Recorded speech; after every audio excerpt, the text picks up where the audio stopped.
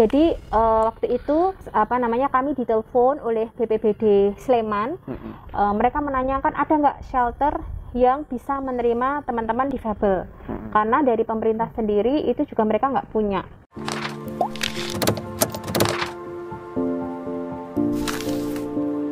Halo semua, ketemu lagi dengan saya di channel Joni Yulianto, dan kali ini saya ada di Pusat Rehabilitasi Yakum di Jalan Kaliurang KM berapa? 13,5. Nah, ini saya sudah bersama dengan 3 orang kawan yang sangat baik. Ada Mas Angga Yanwar di paling kanan, kemudian ada Mbak Rani Ayu Hapsari dari Pusat Rehabilitasi Yakum, dan Mas Beli Lesmana.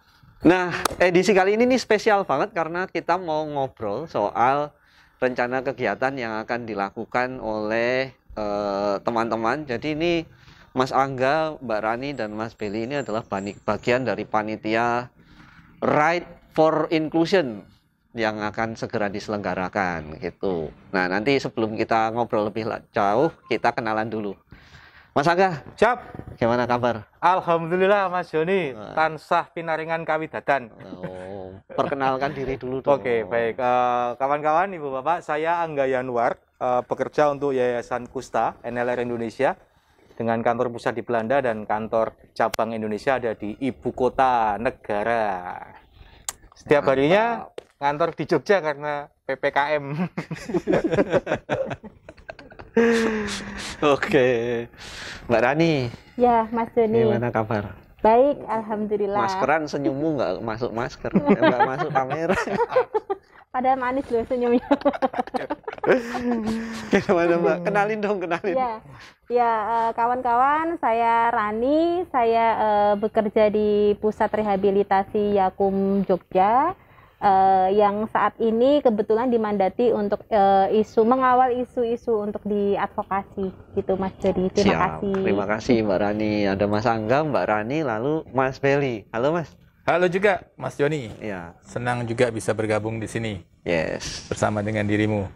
Sedikit kenalan dong. Baik. Yes. Nama saya Beli Lesmana. Saat ini saya sebagai konsultan independen untuk isu-isu pendidikan inklusi. Isu-isu juga disabilitas ya. Dan saat ini saya khusus membantu teman-teman, khususnya Mas Angga dalam Right for Inclusion di bidang perlengkapan dan memastikan kendaraan itu layak jalan, aman, sehingga bisa melakukan riding ya sampai tujuannya. Ya. Nanti kita lihat kelayakan kendaraannya ya teman-teman ya, karena sepertinya sudah dibedah besar-besaran. Nanti kita lihat sama-sama. Terima kasih Mas Beli. Nah, ini Right for Inclusion. Kita nanti akan ngobrol jauh tentang itu. Tapi sebelum itu, ini seperti teman-teman ketahui, kita ini ada di Pusat Rehabilitasi Yakum yang sekarang ini sedang banyak kesibukan mengawal penanganan COVID-19 gitu. Nah, kita tahu meskipun PPKM sudah berjalan 1 bulanan, tetapi penurunan belum signifikan. Bahkan di Jogja, nanti Mbak Rani bisa share gimana Mbak Rani perkembangan COVID, kemudian yang sedang dikerjakan oleh PRY terkait dengan penanganan COVID ini. Iya, Mas Joni dan kawan-kawan sekalian. Jadi situasi di DIY ini kan memang cukup memprihatinkan gitu, karena kita tahu bahwa beberapa waktu yang lalu angkanya sempat di atas 2000 gitu ya. Nah, itu cukup memprihatinkan karena kita sebetulnya dengan kenaikan yang signifikan itu bisa kemudian mengindikasikan bahwa kita tidak memiliki kesiapan, baik itu dari sisi pemerintah ataupun bahkan dari sisi masyarakat itu sendiri. Dan kalau ini terjadi di tahun 2021, artinya upaya-upaya yang kita siapkan di tahun 2020 kemarin itu yang masih perlu dievaluasi. Seberapa efektif sebetulnya penanganan COVID di tahun 2020, dan sekarang ini malah justru kenaikannya menjadi sangat signifikan. Nah, kaitannya dengan apa yang dilakukan oleh Yakum, tentu Yakum itu sebagai bagian dari warga dan masyarakat sipil di DIY, kita tentu ingin berkontribusi ya. Nah, salah satunya adalah kita memiliki program yang disebut dengan Bethesda Yakum Care Center. Jadi itu sebuah program yang komprehensif begitu untuk menyiapkan shelter. Jadi salah satunya shelter yang kita siapkan itu di pusat rehabilitasi Yakum ini. Ini shelter yang inklusif dan aksesibel. Kenapa demikian? Karena warga ataupun orang-orang yang masuk di dalam kategori rentan dan marginal itu bisa menggunakan fasilitas di sini, di shelter ini, termasuk juga untuk aksesibilitasnya itu juga kemudian kita siapkan. Beberapa hari yang lalu kami menerima difabel tuli untuk bisa menggunakan shelter ini, dan itu betul-betul kami banyak belajar gitu. Karena kalau shelter-shelter ini kemudian disediakan ya, selama ini disediakan oleh pemerintah tanpa kemudian memperhatikan kebutuhan spesifik, kemudian akomodasi yang spesifik untuk kawan-kawan difabel terutama, ini kawan-kawan difabel itu yang menjalani isolasi mandiri di shelter itu pasti akan kerepotan. Apalagi saat ini gubernur DIY itu kemudian membuat kebijakan larangan untuk isolasi mandiri di rumah. Karena jumlah isoman yang meninggal di rumah itu sangat tinggi, di atas 600 jiwa. Nah, maka kemudian shelter-shelter yang diadakan ataupun yang dibangun baik itu oleh pemerintah ataupun oleh masyarakat itu harus betul-betul dipersiapkan, termasuk juga siap menerima kawan-kawan difabel yang terpapar oleh COVID seperti itu. Nah, itu kaitannya dengan shelter. Lalu yang kedua yang juga Yakum melakukan ini adalah kami juga melakukan pemantauan kepada warga siapapun itu, termasuk difabel yang yang melakukan isolasi mandiri begitu.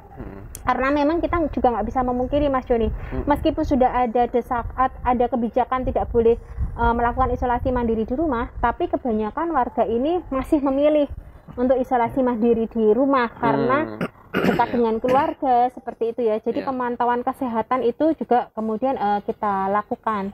Nah, lalu yang ketiga, baru hari ini tadi juga kami lakukan, itu melakukan advokasi untuk akses vaksin bagi kelompok difabel, kemudian kelompok rentan dan marginal lainnya seperti kelompok transgender begitu ya, termasuk juga untuk warga yang tidak memiliki KTP.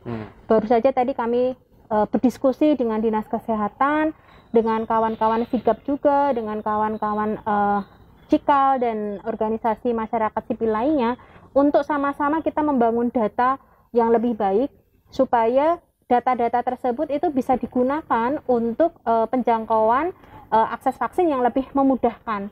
Karena selama ini kawan-kawan difabel itu kenapa masih sangat kecil sekali yang bisa diakses oleh vaksin, ya karena satu, mereka memiliki hambatan mobilitas, sulit untuk menjangkau tempat penyelenggaraan vaksin.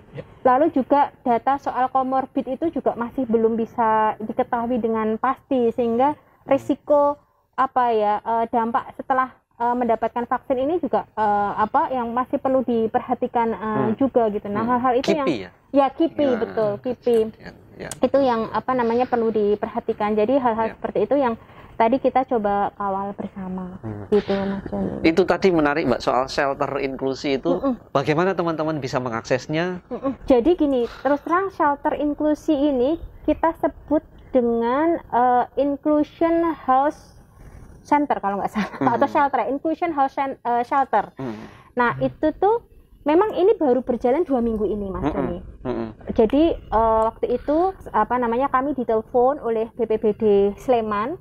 Mereka menanyakan ada nggak shelter yang bisa menerima teman-teman difabel, karena dari pemerintah sendiri itu juga mereka nggak punya ya soal aksesibilitas dan akomodasi dan lain sebagainya, yaitu tidak tersedia begitu. Nah, akhirnya kami mau nggak mau malam itu juga kami siapkan untuk bisa menyediakan fasilitas, sarana dan prasarananya kami siapkan. Kami juga melakukan pendataan seperti itu. Nah, saat ini kami sedang mengusahakan untuk bisa melakukan registrasi ke shelternya Dinsos. Jadi shelter ini nanti harapannya bisa masuk dalam registrasinya Dinsos pemerintah, supaya nanti nomor kontak kita itu kemudian bisa diakses oleh kawan-kawan gitu di dalam, baik itu di dalam laporan hariannya Dinsos sebagai pengelola shelter atau melalui website, termasuk juga dari informasi dari kawan-kawan, baik itu melalui WA group itu juga bisa diakses. Nah, sementara ini sebelum terregister, kira-kira kalau teman-teman yang melihat video ini kemudian, wah saya ternyata terkena COVID nih, butuh. Nah, itu gimana kira-kira? Bisa, tetap bisa mengakses. Nanti kawan-kawan bisa kalau misalnya bisa terakses lewat websitenya Yakum, itu kan nanti di situ ada nomor kontaknya PRY. Itu bisa menghubungi lewat situ atau bisa menghubungi lewat saya atau Mas Angga yang selama ini kenal baik dengan. Nomornya ada di sini.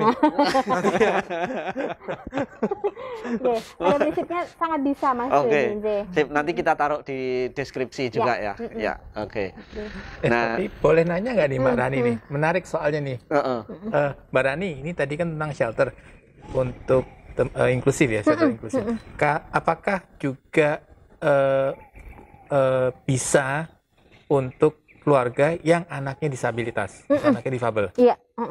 Jadi keluarga kena COVID, kemudian keluarganya memiliki anak disabilitas atau anak difabel, itu bisa juga mengakses? Sangat bisa. Jadi yang disebut dengan inklusif ini kan tidak hanya difabel saja ya. Kemarin kita coba bikin kategorisasi kan. Jadi misalnya untuk lansia yang memerlukan shelter untuk isoman, itu bisa mengakses. Apalagi ini orang tua yang memiliki anak disabilitas gitu ya, dan itu terpapar COVID, dan itu butuh ada ruang yang memang tidak bisa memisahkan mereka, itu sangat bisa gitu. Wow, mantap. Ini menarik sekali, betul. Karena selama ini memang kita belum banyak mendengar ya soal pelayanan berkaitan dengan penanganan COVID yang ditujukan kepada kelompok rentan, terutama difabel. Mas Angga, ada poin yang mau ditambahkan atau informasi tambahan? Ini berharga sekali nih. Iya, artinya malah justru tadi saya menanyakan bagaimana mengakses itu dan sudah dijawab. Tapi memang ini menjadi satu kebutuhan ya Mas Joni. Artinya apa yang diprogramkan kawan-kawan PRY ini menjadi satu buah solusi yang praktis yang memang relevan dengan kondisi saat ini.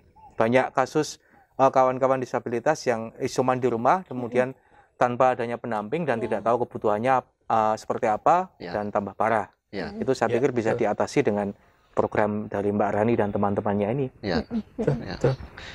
Mantap ini. Mantap. Oke, terima kasih banyak Mbak Rani, dan ini saya kira jadi informasi yang sangat dibutuhkan dan perlu kita perluas begitu ya. Semoga nanti ada kanal-kanal informasi yang lebih luas gitu, karena ini subscribernya masih sedikit ini. Sekaligus promo ya, betul. Karena ini masih sedikit, jadi mungkin ada kanal-kanal informasi lain untuk kemudian memperluas keberadaan layanan ini, informasinya, supaya lebih banyak yang sebenarnya sangat membutuhkan, saya yakin bisa mengakses ini.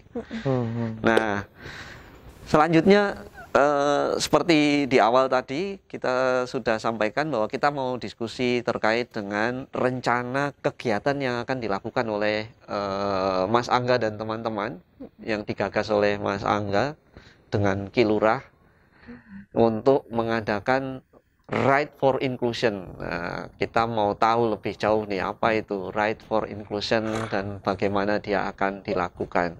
Nah, Mas Angga,